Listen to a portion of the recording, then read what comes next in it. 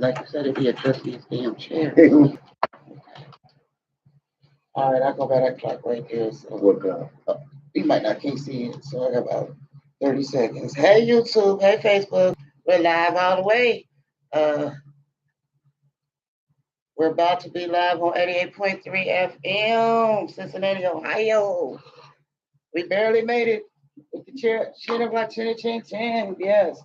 All right, I'm about to set up, take this show live on the road. We got a guest host we introducing to the show. All right, Black Evie, you there? Thank you. Yes. Okay. All right, we're about to go ahead and go live.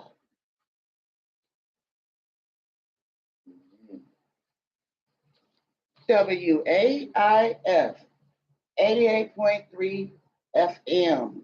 WAIF is your community radio station. We serve only to open our airways to responsible, divergent points of views. Opinions expressed on the Getting to Know show do not reflect those of WAIF staff, board of trustees, or other programmers.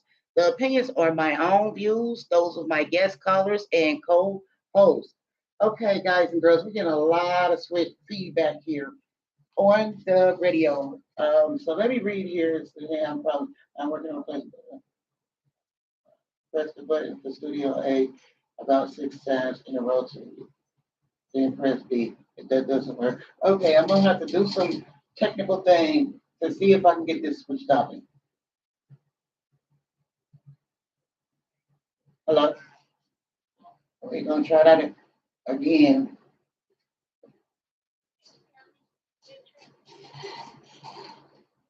I can hear you, but I got terrible feedback.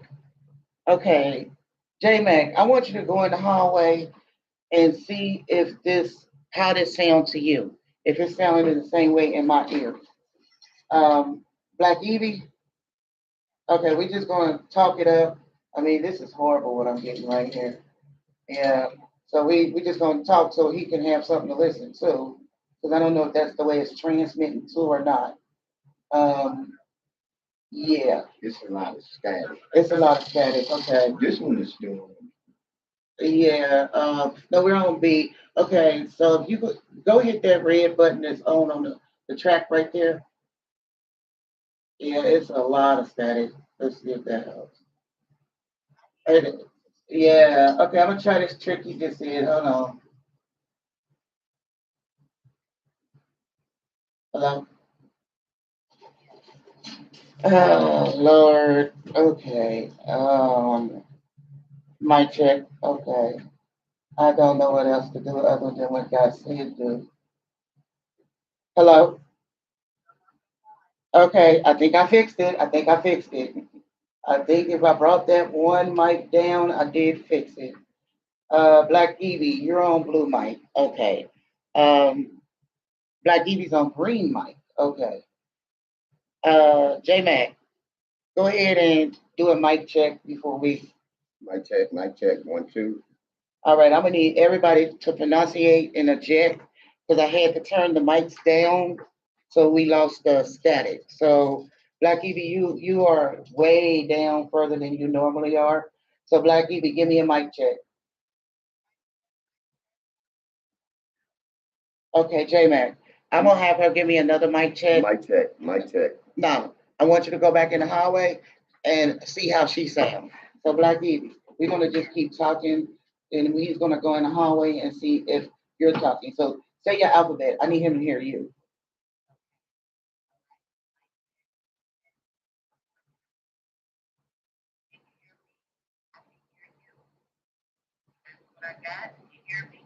Yeah, I hear you.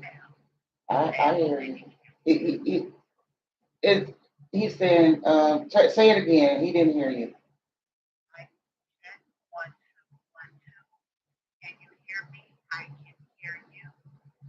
Okay. All right. We're gonna have to work with that.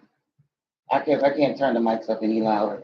That maybe I can turn that one up, but yeah, it's still a little static in her though. Yeah, if I go any higher with the mics, the static comes back.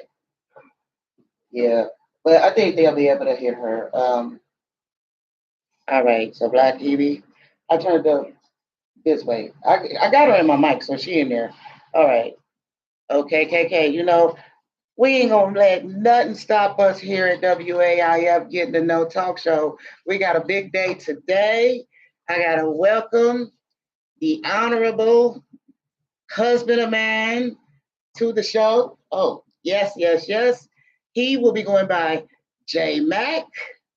Um, I know I'm doing this in a different order here. So let me just start back to the top of the show. We couldn't have done it today without J Mac fixing hearing out for us.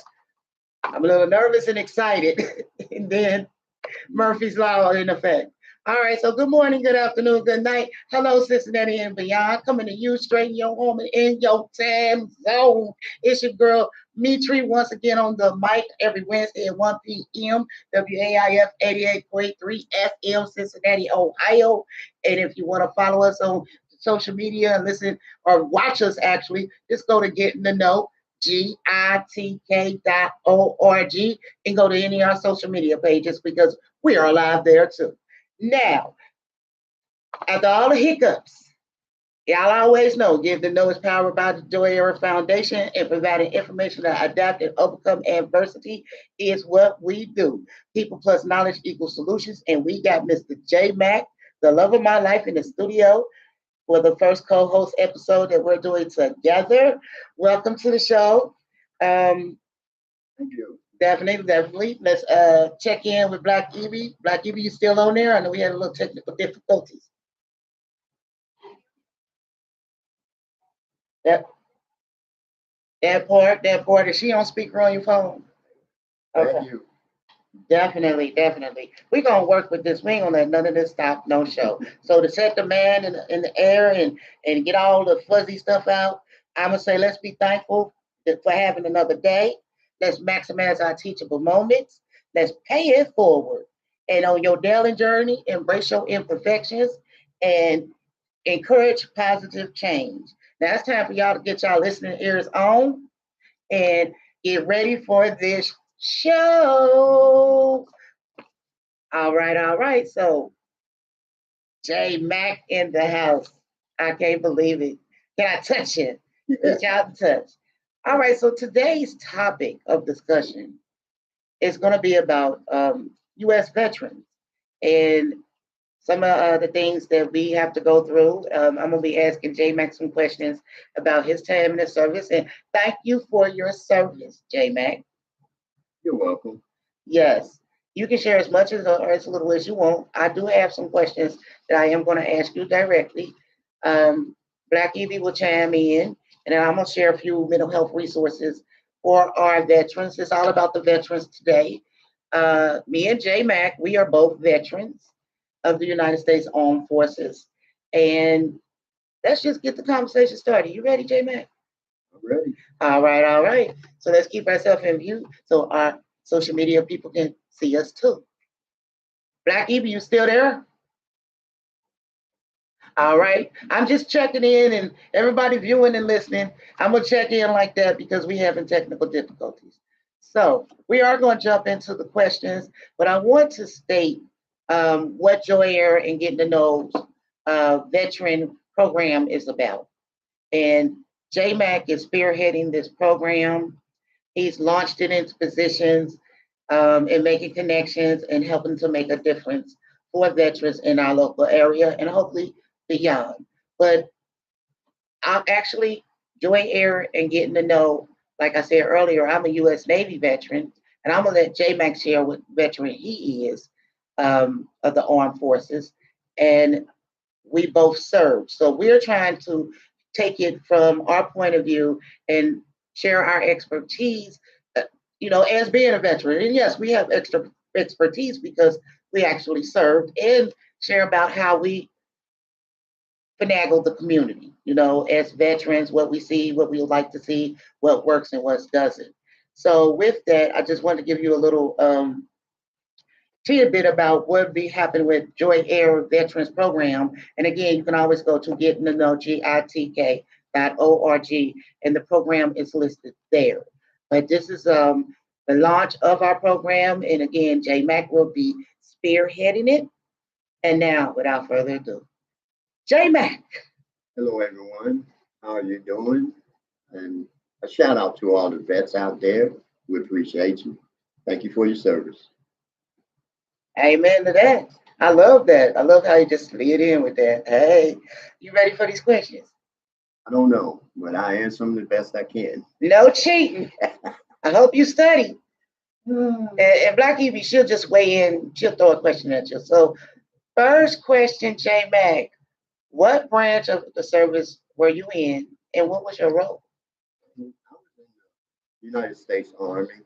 My MOS was 05C10, basically communications.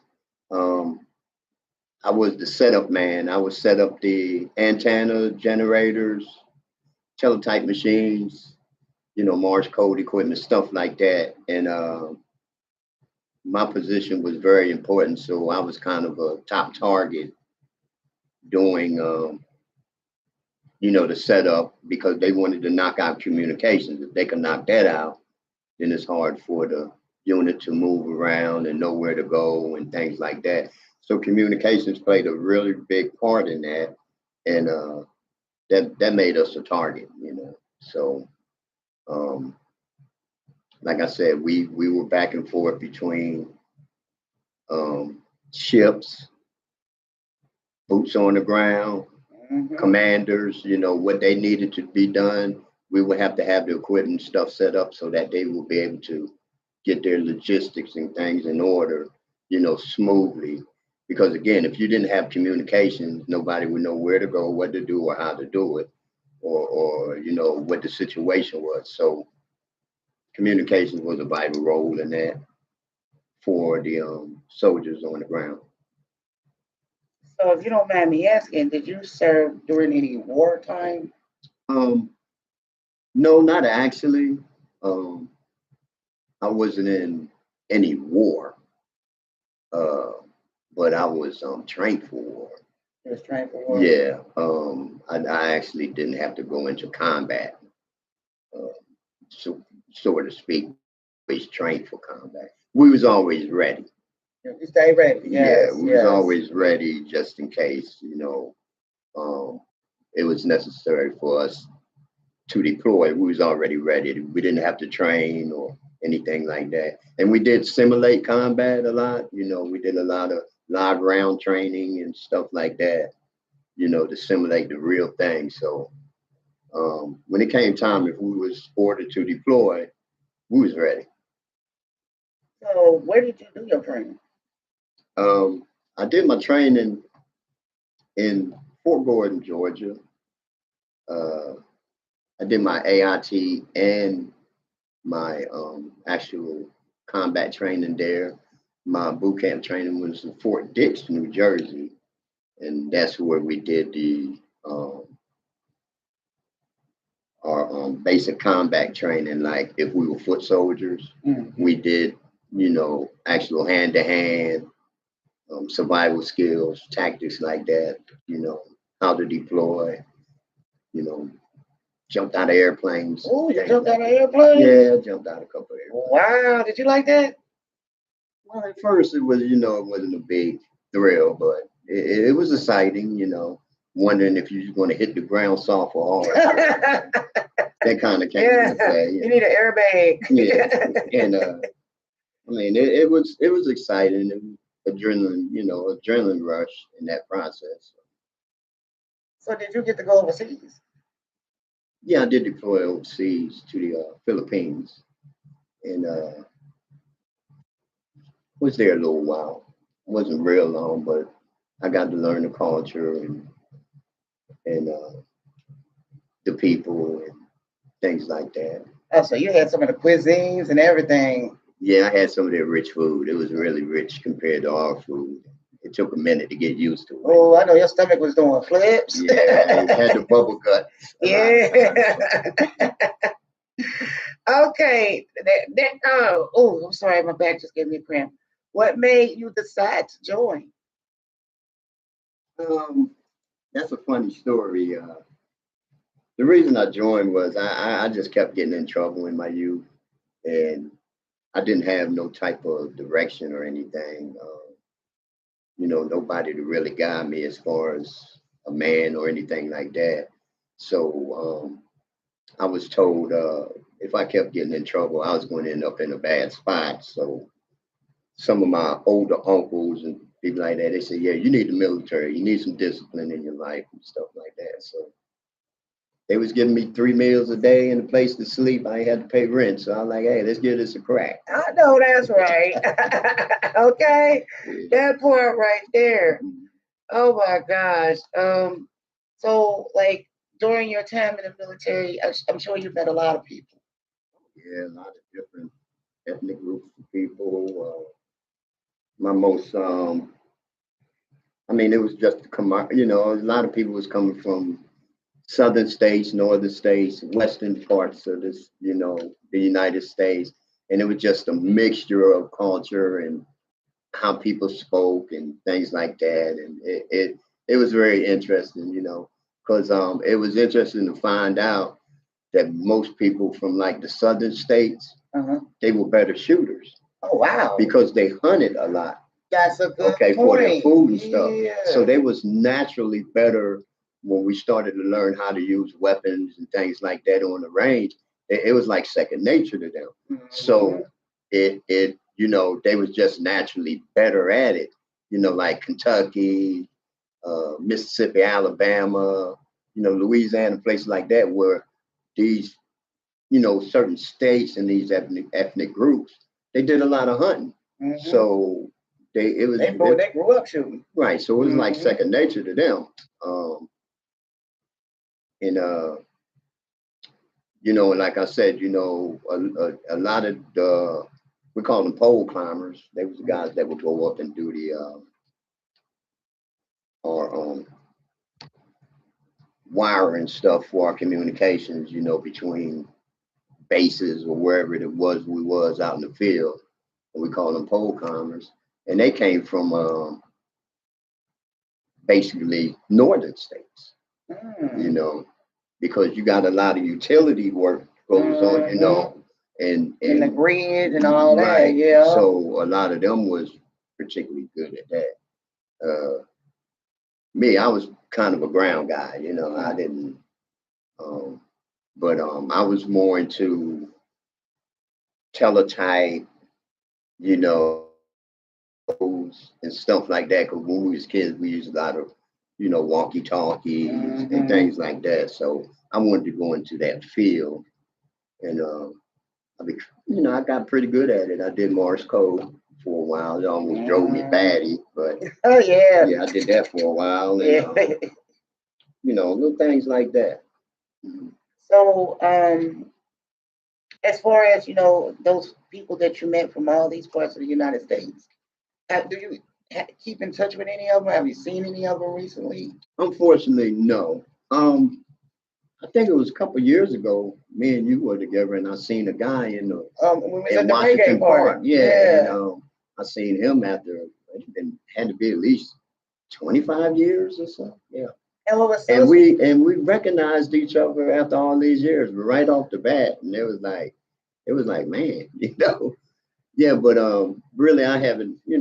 Most people have moved on and done other things, or like I said, we all came from different states and things like that. So once we was deployed out of AIT, we all went to different professions in the military. So before I go to the next question on my paper, we were talking about shooting and how good the people from the South shot. And I know personally that you have some experience with that. So if you don't mind sharing about that,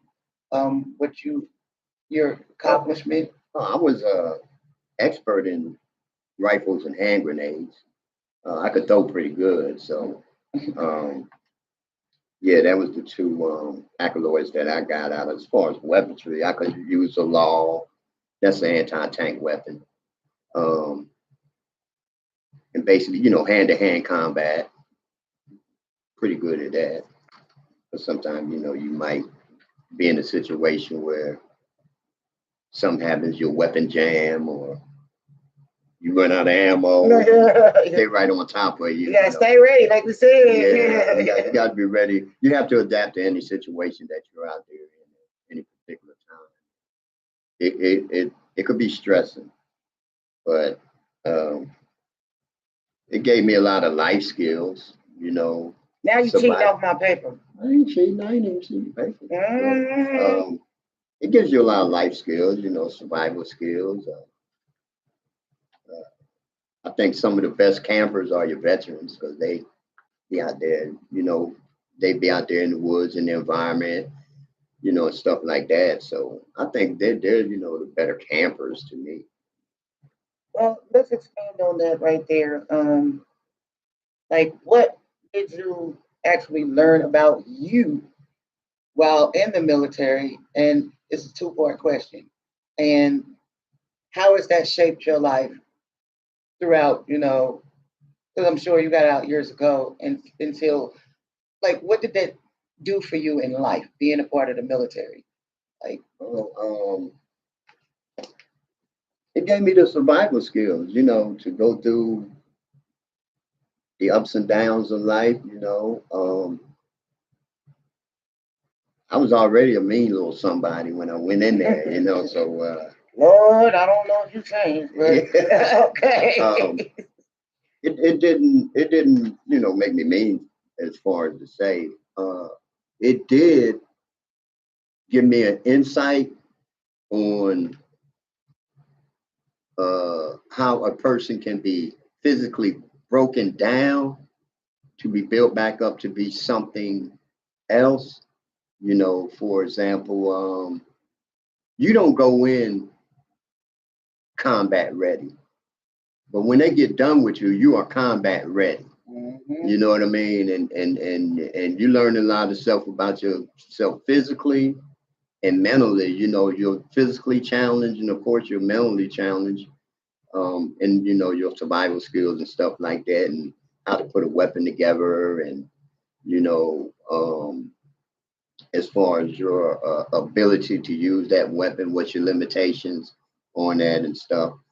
And you also you have an appreciation. I had an appreciation for life when I got out, because you could easily get into a conflict, and you know and the other thing that I did learn was that vets sacrifice a lot because they actually sign up to give their life for this country, no matter what. Mm-hmm. So, and that is a big sacrifice, and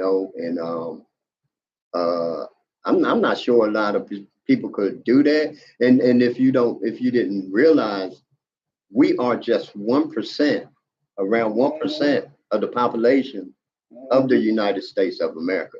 So we are considered an elite group of people. Now, and I'm not saying that to put any, the group of people down, but what I am saying is we are so few, but we stand for so much, for our country.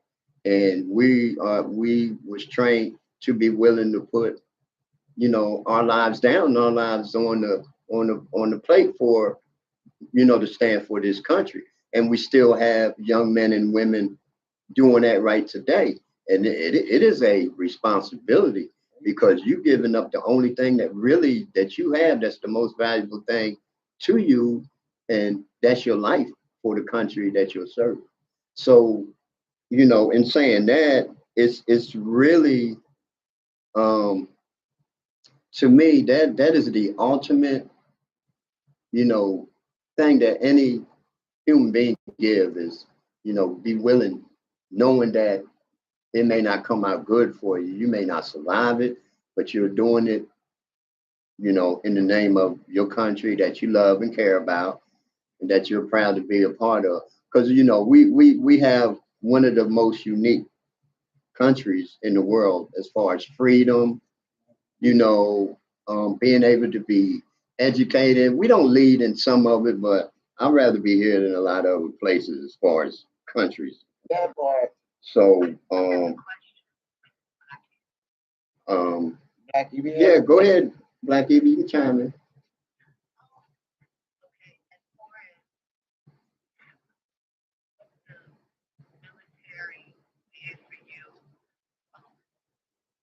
Making you the man that you are and how it shaped you.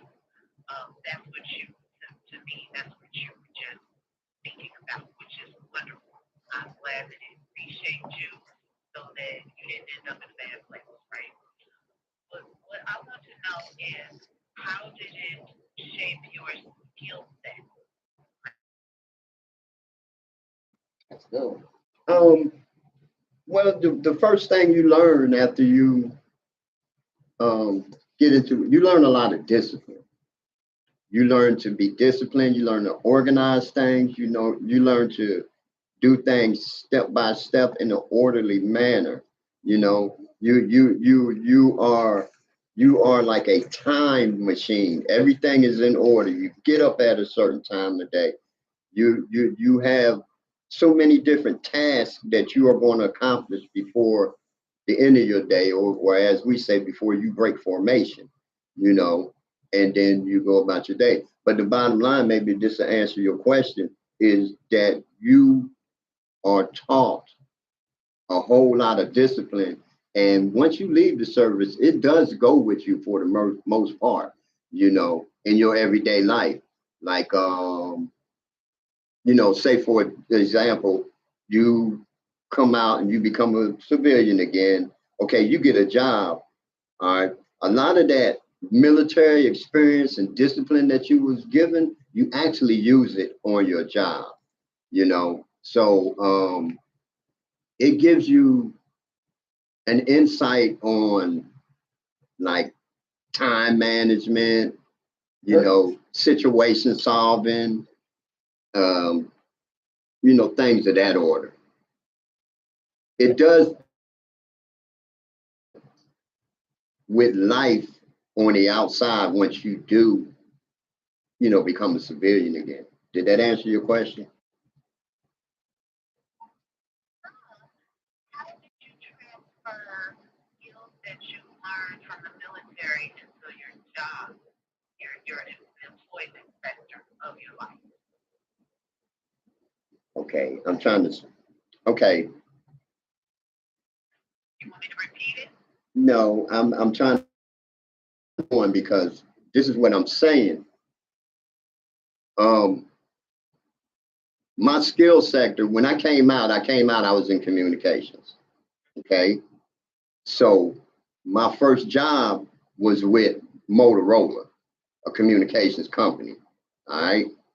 And I worked on building like radios, transistors, things like that, you know, because I already had that skill set when I came out. All right.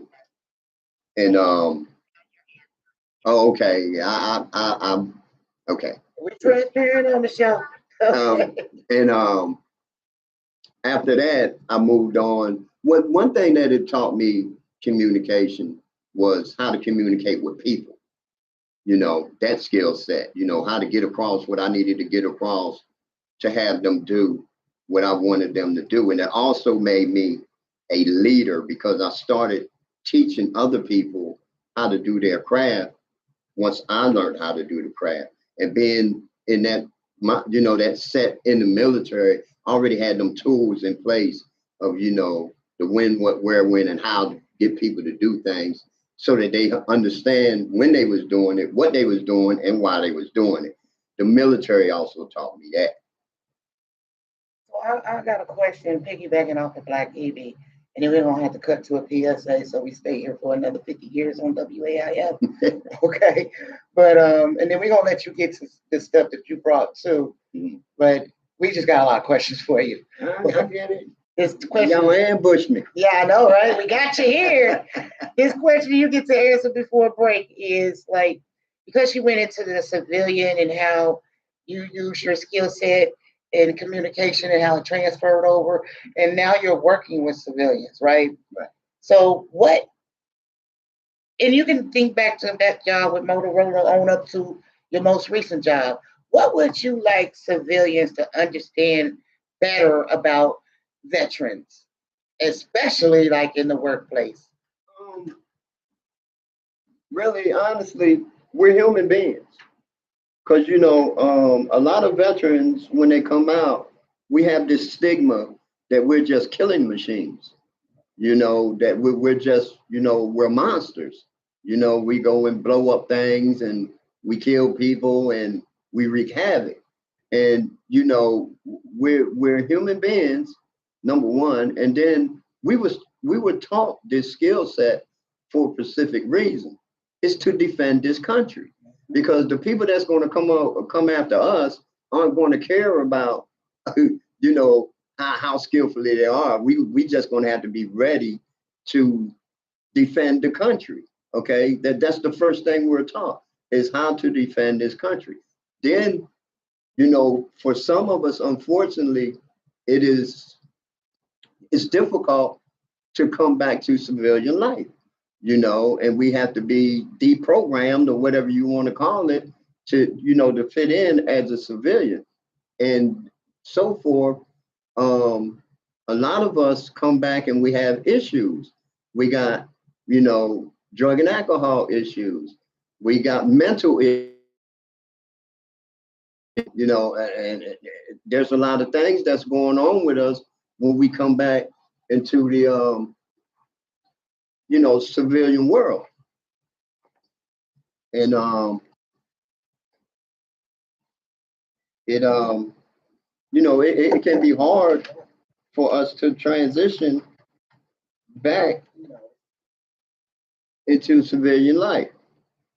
So I think a lot of us, there's that stigma that you know, that we are monsters, and we're not. And sometimes it's hard to um, live that down in society.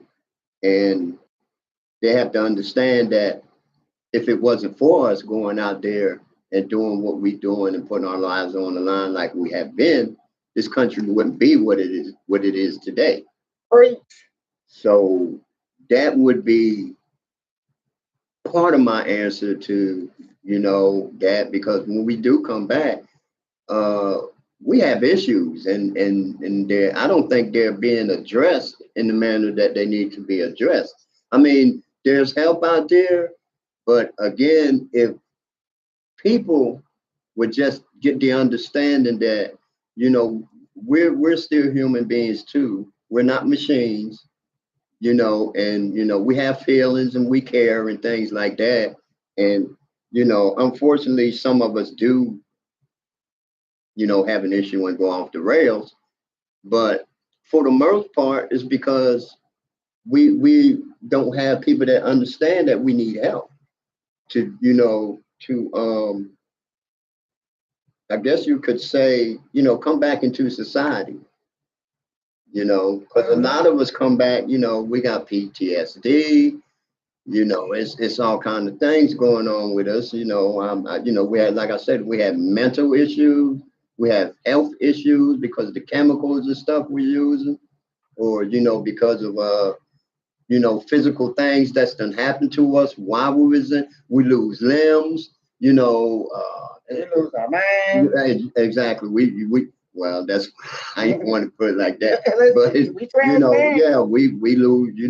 We do. Some of us, unfortunately, do lose our mind over there. It gets too traumatic for us, and yeah, it can be a real struggle and process to come back into civilian life.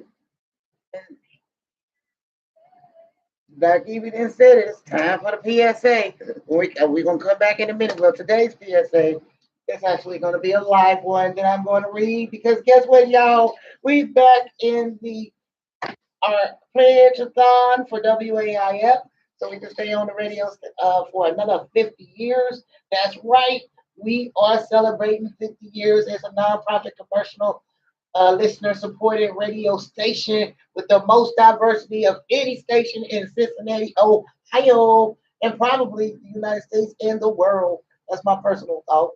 And it's all because of our listeners, our loyal supporters. They help us stay on the air. So with so many stations like ours ceasing to continue operation, we want to keep getting y'all help so we stay on the air another 50 years. Our spring memberthon is underway, and we'd love to have you become a member today by visiting WAIF.org. That's .org/donate. And or you can just go to waifradio.org's homepage and click that donate button on the top right corner. And what you can do once you click that, decide to put your amount in through the PayPal or the credit card. But when you do that, I'm gonna say this right here. Go ahead and put Get the Know Talk Show as the one that you want to get credit for that donation. So Get the Know can stay on the air because as a programmer, we're required to raise a certain amount of money to contribute to the show. Staying on the air. We don't pay to be here, nor do we get paid. Again, it's because of listener support that we stay on this radio. You can donate as little as $5 one time or a regular basis. You choose it. We appreciate everything you got coming through. And if you hit us with 25 or more and put Getting to Know at the show to get that credit for that donation that you made, all you got to do then is go to Get in the Know, GiTK.org, and drop us a contact form, screenshot the proof that you did it. Keep your personal information to yourself, but just enough so I know that you put us on there what your name was, and we'll make a communication with you to get you your Getting to Know gift. So once again, our member-thon for the spring is in full force. Go to waifradio.org, hit that donation tab. $25 or more gets you a gift from WAIF. Automatically makes you a WAIF member, and it also gives you a gift from Getting the Know, and you'll get the know once again. GiTK. That's Get in the Know. GiTK.org. You hit that if you make that $25 donation, and you get a gift from us too. That is my story, and I'm sticking to it. I usually like to play the CDs when I do that because it gives me a little bit of break for talking, but y'all got that one live. Yeah, and y'all gonna get it again before we get off the air. And we got a few minutes before we get off the air, but it just as a reminder. Now I want to jump back into this conversation. So I got a question. Actually, we were talking about civilians understanding us better. And before I want you to get into what you wanted to share with us too, J Mac. But I know, like, that's the thing about what we're doing here at Joy Air. Joy Air is the foundation for all our new listeners and viewers. Joy Air is our foundation, and getting the know is actually the legs of it. It's what we DBA and we do all the talk shows through. So, with that being said, when I'm saying Joy Air, I'm talking about programs we have within Joy Air, and what me and J Mac are trying to do in this program be tailored to veterans' needs and understand what veterans' needs are because we are veterans. I found in my journey, even remember we ain't gonna name no organization names, but remember when we lived in Georgia and you and I both went to this same organization, yeah, and we went in two different cities and we got the same terrible service as veterans. And in fact, Georgia is known for letting veterans literally die in the VA hospital. And that is not inflammatory or anything. You can look it up. It was a big expose done on all the major news stations in Georgia. So I want you to reflect on our experiences as veterans in Georgia. And we're not going to name the organization, but we both know that most of the people that was down at that organization weren't even veterans. And I'm like, as a veteran, I really would like someone that understands what I need. And you're a veteran. So I'd like you to share with us and compare and contrast about your experiences as being a veteran now that we live in Ohio. And what you would like to see on that level, and then share what you brought with us, because this is the first of many things that we'll be doing in this way, and we want to help our veterans effectively. And I'll let you answer that. I'm gonna let Black Evie weigh in with anything she wants, and then we're gonna let you take it, and then you're gonna lead the show. Yeah, I'm supposed to be answering what particular question? What experience, like as a veteran in Georgia versus Ohio? Um, there are more resources and things here in it's Cincinnati, Ohio, because this is the only part of Ohio I've been in. Um, I think the real issue is that the information is not given out properly, I want to say, because you have a lot of entities out here and programs out here, but nobody talks about them enough, or they don't reach out to the veterans themselves, you know, enough. Because to get into what we're talking about now, and what we're trying to accomplish too, you know, there's a few things that you really have to understand about veterans to really help them. That I think, and one of the most important things is, veterans. We are a high risk people. We really, we need attention. We're not retarded or anything like that. Don't get me wrong, but we're cut from a different cloth. So we're high risk in certain areas, and one of them areas is mental health. Because again, like I said, we come back and we're not the same person we were when we left, especially for those that went into combat. It is traumatizing. Some of the guys that I even talk to now, some of the things that they tell me, and I'm like, man, it's a lot to be able to handle that and come out of it. Some of them came out of it unscathed. Unfortunately, some people, again, like I say, they lost their limbs. They lost, like you said, their minds. And we tend to, when we get back over here, we tend to build walls around ourselves. So it's hard to reach us, and I'm saying it's not like that people aren't trying, but you got to figure out a way to reach us, because it's hard to have, again, that trust when when you come back and people look at you like, for example, in Vietnam, when the guys came back, they called them baby killers, and they was protesting and everything with them. So you know how they must felt once they come back. They thinking they coming back home and as heroes, and they actually came back home as murderers. Well, I mean, that's what they call them, murderers. Well, in today's even in today's wars that we've had in the recent past, besides the one we're in now, um, the same thing happened in different circles. You're called a monster and things like that. So when you get to that point as a vet, it's hard to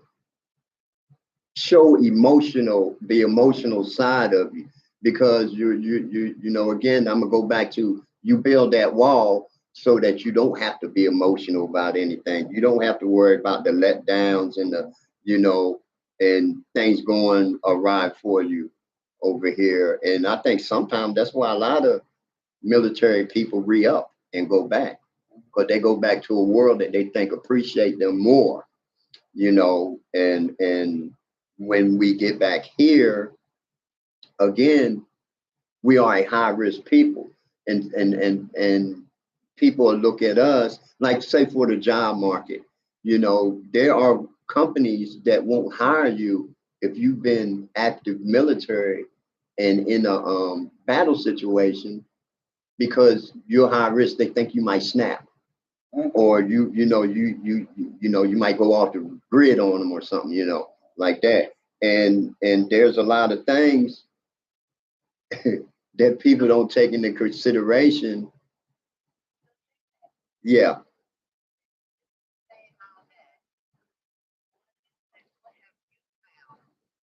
Difference between the way Georgia receives you as a vet and the way that Ohio receives you, or Cincinnati receives you?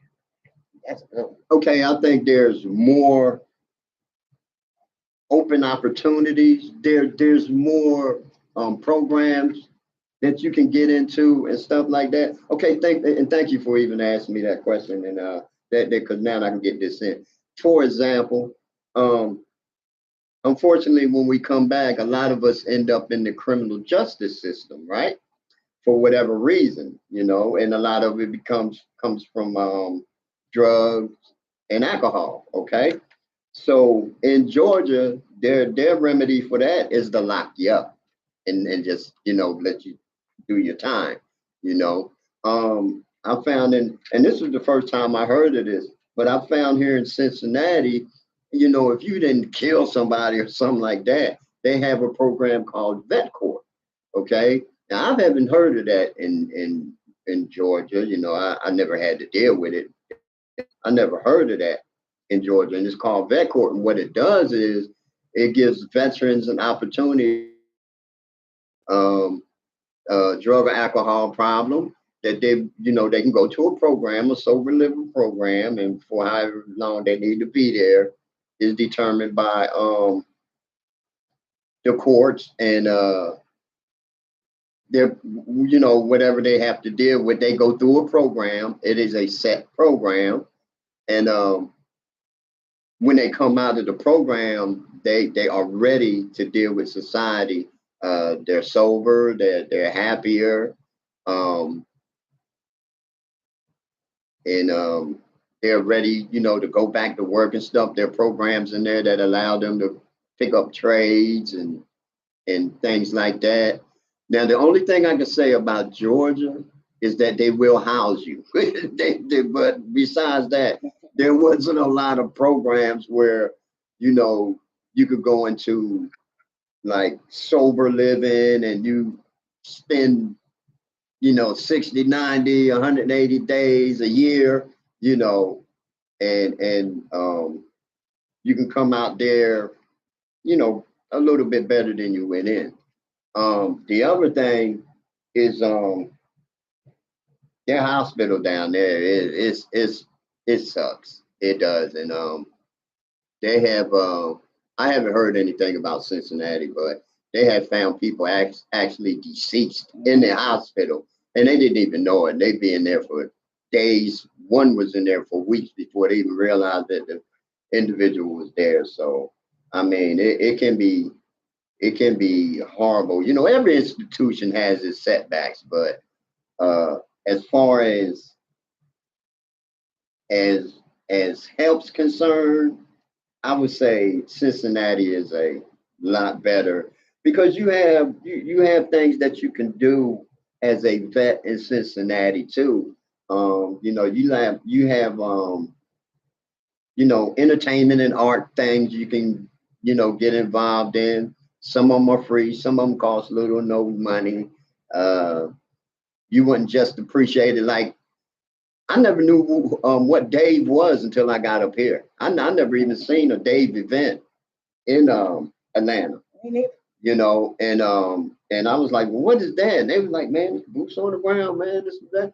I'm like, when did they? I'm thinking it was just started. I'm like, when did it? Like, man, it's been going on. I'm like, well, dang, I've never seen this in Georgia, and I've been in Georgia for over 20 years, so I never heard of that. So, and that's one event that I like going to because you get this fellowship with the vets and things like that. And I think overall is better equipped to deal with um, veterans per se. If you go from far as state to state, this is it's better equipped as far as I'm concerned. They don't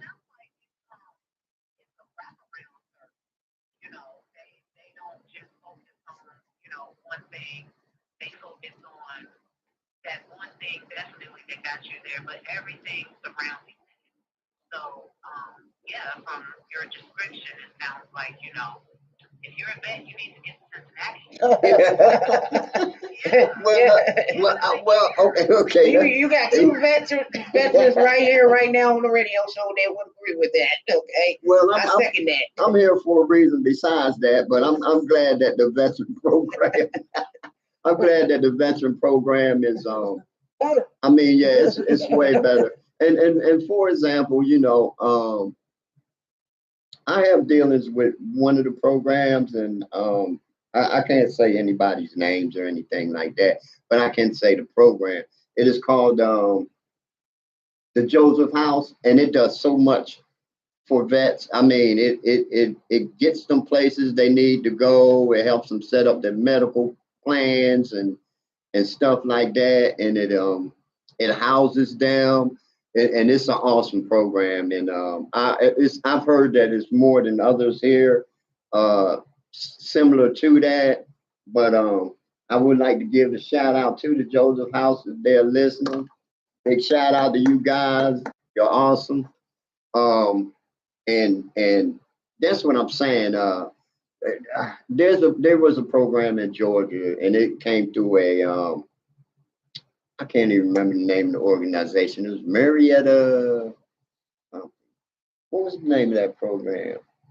Not what you call Must Ministry. Yeah, Must Ministries. Yeah, that was it. And it had a vet program, but like I said, they just stuck you somewhere for 30 days, then put you out there in the house. They didn't give you any coping skills to come back out into the world and stuff like that. Because when you having issues with drugs and alcohol and mental health, you need some guidance to get you back in gear. And up here, I see a little bit more than that. And I'm gonna just be honest with you. I got myself in a little jam and some trouble. And thank God for the programs that they have up here because, like I said, uh, down there they would just shove me in a hole, and I've been doing time, and God bless me and heaven smile on me, and hopefully I get out of there unscathed. But up here they give you opportunities to get yourself together, get better, and go back to living a more happy, productive life. Like I say, be happy, be healthy, be free. And that's what I'm working on. So, and what I mean by free is free your mind. Our mind has a tendency of holding on to things that we need to let go. And I know it's hard for people to do that. But when you're shown a better way and you're shown it with kindness and understanding and things like that. And another thing, this is very important. This is very key to me. If you're running a program for vets, at least be vets. That's what I said. That's what I'm talking about. I mean, you running a program, and to me, if you're running it out of a book or you was educated in this and you never actually stepped in the footsteps of a vet, it's like me telling a woman how to be a woman. Yeah. You don't have a clue. You're reading some manual, and that's another thing that I like about some of the organizations up here. They are very pro vet in their instructors, their peer support, their counselors, their therapists. They're mostly vets, so they understand. They already got a jump start on what you're going through, and maybe what's traumatizing you and things like that. And that's a big help because if you're talking to somebody, that's just like a person talking to an alcoholic and they don't drink. They don't understand why that person drinks or why they do that, right? So it's a balance, and if you got that type of support, the success rate is going to be greater, as far as I'm concerned. Um, and I appreciate y'all. Thank you for letting me share that, and it's been a real blast being here, and this is only just the beginning. We only get an hour. We didn't get to cover nearly what I wanted to cover. We never really do, and we had a hiccup. So the next time around, I apologize for not being able to get into more of the resources and to discuss that. But J Mac, this, like I said, this is his opening debut. Welcome to the show. thank you. One love always to my hubby. Been doing this for many, many years, and now we're taking it on the road. We done went from the south to the north. Um, we are definitely going to be bringing some regular shows and put the veteran talk in rotation and exposing more of the resources here available in the Cincinnati area to veterans. And like J Mac said, that is predominantly ran by veterans. And that is very important to have like minded people there, that understand what veterans go through. And another shout out to the Joseph House. I like to give them a clap. And if you want to put any in your think tank, J Mac, if you would like to invite somebody on the show from the Joseph House to do an interview, Getting to Know would love to host that too. Uh, we'll see how that works out. I would love to have somebody to come and give the more perspective you get, the more you understand. So Right, I would love for that to happen. And let me get this out real quick. You got 45 seconds to get it out. Okay. As far as mental health and physical health, there's a vet center here in Cincinnati for all y'all vets that's out there and you're hearing me. And it's at 615 Elsinore Place. It's building 200A, Cincinnati, Ohio. Go up there and get look into that because they got a lot of options for you. The phone number is 513-763-3500. That's 513-763-3500. And all you vets out there that's listening to me, be good to yourself. Get you some help. There's nothing wrong with getting help. We all need a little push here and there. And I'm with y'all. Go vets, and thank you again for your service. Always. Thank you for your service, J Mac. Before I get Black EB step away, all of the resources that we had planned to discuss today on the show will be posted at Get in the Know, GiTK.org. Just go to the help page and look at the under the veterans box and you'll see it there. Like I said, J Mac will definitely be back on the show. We'll cover those resources. We wanted to just welcome him today and let him share some of the experiences about life as a veteran and compare and contrast to bring more resources to the veterans. Again, go to getting to know GiTK.org and go to the help tab and you can get all the resources that we didn't get to mention today that we will mention in the future. Drop us a line on the forum if you need some help with something too. We can also get you that way. And once again, remember it is our member time here at waifradio.org. We love your donations. $5, $25, whatever you can give is greatly appreciated. And $25 or more gets you a trinket from WAIF and also gets you a gift from Getting to Know. So just go to Getting to Know, GiTK.org, and drop your little screenshot of your payment. Keep your personal information personal, just enough information for me to verify and get you your Getting to Go gift. And keep us on the air here, WAIF radio.org for another 50 years. Black Evie, we got about 45 seconds for you, and then we're going to let J Mac take it away, walk us out the door. So,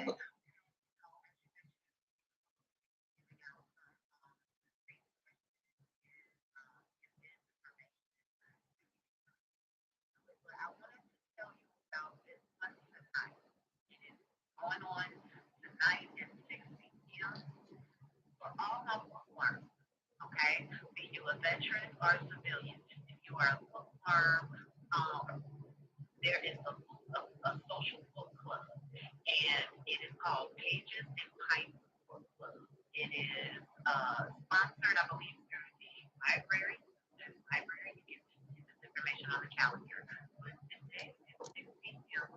at the Sabanaki, and I don't know how you say that, Sabanaki Brewing Company at 1445 Compton Road, Cincinnati, Ohio, 45231.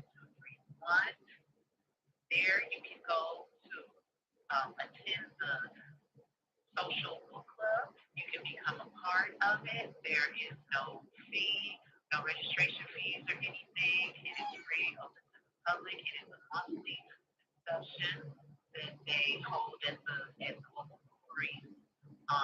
for anyone that is interested. So I just wanted to get that out there for anybody that wanted something to do this evening. All right, all right, all right. Thank you for sharing that, and I will post that to the website. Shoot that to me in an email. J Mac, I'm gonna let you take us out of here. You got about 30 seconds. I will say this: Dean Hart is in the house, and after J Mac takes us out of here, we'll be turning the airways over to Dean Hart. What do you got to say, J Mac? 10 seconds. And thank y'all for joining us. And thank you for joining me on my debut. Cincinnati, and all you vets out there, keep your head up. There's help on the way. And to the Joseph House, shout out to all Shout the out. folks there. You know who I'm talking about. Joseph House in the house. Y'all keep it moving, fellas. Peace. Peace.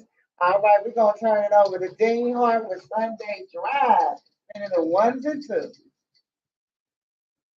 All right, we officially off the air. All right, Facebook and YouTube. Thank y'all for tuning in to my hubby's debut. Kiss, kiss. So proud of you. So proud of you. You did great, and they can hear everything you said on Y'all here. ambushed me. Y'all ambushed my ass.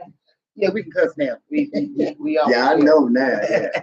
All right, YouTube, Facebook, I'm about to cancel y'all out. Well, not cancel, exit out of here. Thank y'all for being loyal listeners and viewers. As always, I want to end. Why do I have to always go through this trying to end this thing? It's always something with me trying to end this. Oh, Lord. I just want to end it. Like, where's the end button? Like, No end button. no, yeah, he's my witness, isn't it? No end button. Yeah, it's not here. He's right. Huh? All you gotta do is just close that page. Yeah, but I might lose the data if I do it like that. So let me, yeah, I just, We just pause it and I just shut the whole browser down. It's okay. I got it over here. keep it moving. Let's see if YouTube is better. In stream. See, clearly in stream right here. I told Bye, you that YouTube. one didn't have an end button. It usually do. I don't know what happened to it.